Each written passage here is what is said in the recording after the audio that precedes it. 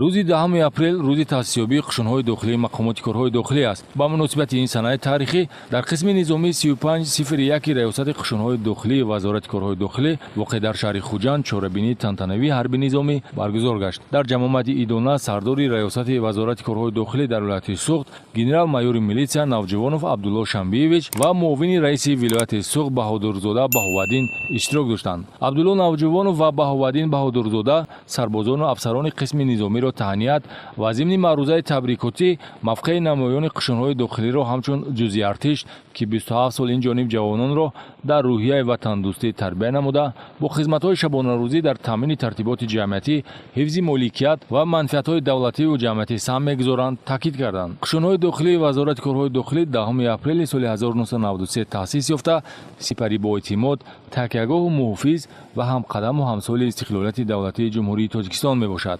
دوام 27 سال فعالیت افسران و سربازان قشون‌های داخلی وزارت کارهای داخلی وظیفه مقدس خود را در حفظ مرز و بوم اجدادی صادقانه و سربلندانه اجرا نمودند. هیئت شخصی دائمی و تغییریابنده این قسم نظامی ارتش تاجیکستان را مکمل نموده در برابر دیگر نظامیان بهر صلح و آرامی و تنظیم و آسایشتگی سرزمین صداقتمندانه خدمت می‌نمایند.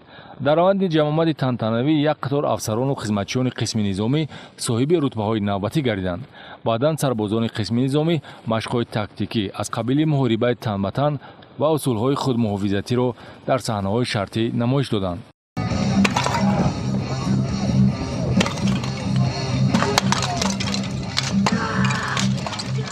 در ادامه هیئت مهمانان با سربازان ملاقات آزاد نموده جسارت و دلاوری جوانان وطن دوست را که خدمت حربی را اختیار نمودند وصف کردند. زیرا خدمت حربی نشانه وطن دوستی بوده سربلندی هر جوان است.